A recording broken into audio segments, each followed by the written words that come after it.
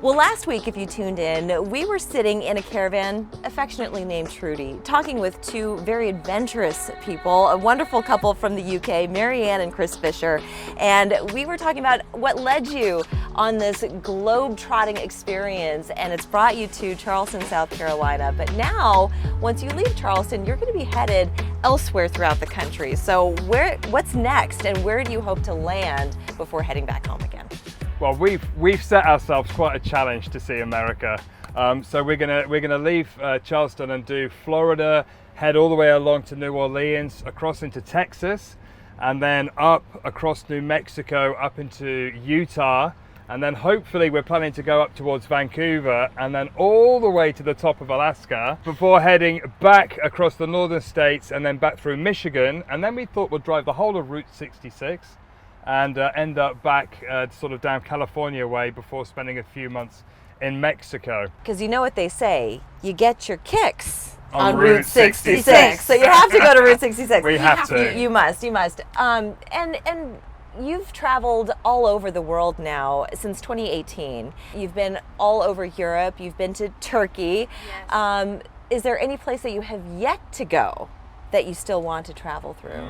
Well, this adventure is, we're trying to drive around the world. Yes. It's a bit of a challenge. Yeah. So we're hoping that by next spring, so in just over a year's time, we'll be able to ship from San Diego possibly to Malaysia or South Korea and drive up through China. We're still working that. Or there is talk that we might drive Alaska, Argentina. Yes. So while we're here, so there's a few things in discussion. Oh wow! But this is what's the beauty of the freedom that you have, is that you can travel wherever you want to next. There's nothing that's holding you in one spot. There's nothing that dictates what really does come next. It just is kind of a flight of fancy. Digital nomad is something that I had no idea as a grandmother. I had absolutely no idea whatsoever. And in fact, our children told us to start a YouTube channel. That's the whole reason we even started this job. And it is a job. It is a job. It is a job. Any editor in the business will tell you.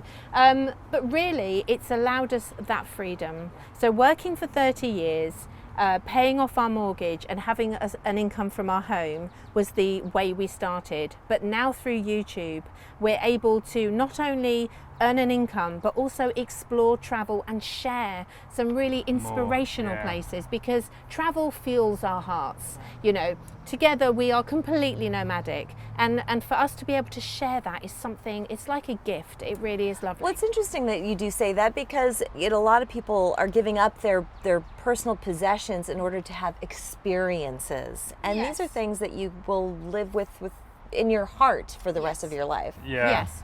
You say it's very much. I say to people, if you knew, and this isn't being morbid, but if you knew in 5 years' time or 10 years' time you wouldn't be here, would you change your life?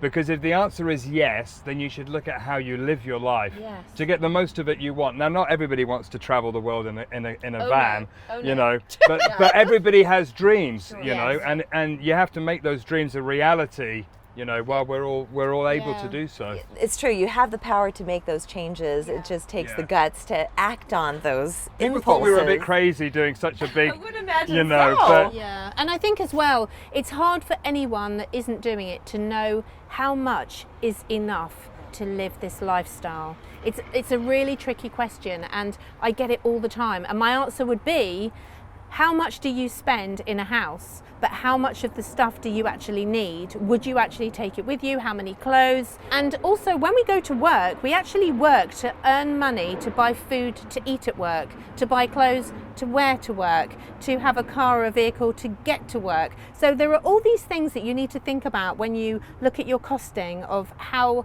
sustainable would it be to become a digital nomad, because some careers and some opportunities work that way. Has Trudy been good to you? Has she broken down Trudy at all? has been amazing. We've had a few technical while we were in Georgia, we were on some crazy roads. We put a hole through the oil tank. I did. Oh, boy. And but I drive. luckily we woke up in the morning, the vehicle was surrounded by Georgian blokes looking in the engine, and they were like, follow us. So Yeah. and it was all sorted. We had a couple of flat tires in Turkey, and But Trudy had a lot of work done while she was in the UK before this trip. We had lots of welding done, a new clutch, and loads of bits and pieces to keep her going, because she's 17 years old. 18 Is she 18 now? You should never give her away a lady's She's name. pretty good for 18, I have to looking pretty say. good. She is. Let's see how she looks once you get to Alaska. Let's keeping our Yes. fingers crossed. Everything's going to be just fine. For people who want to follow you along, where should they go?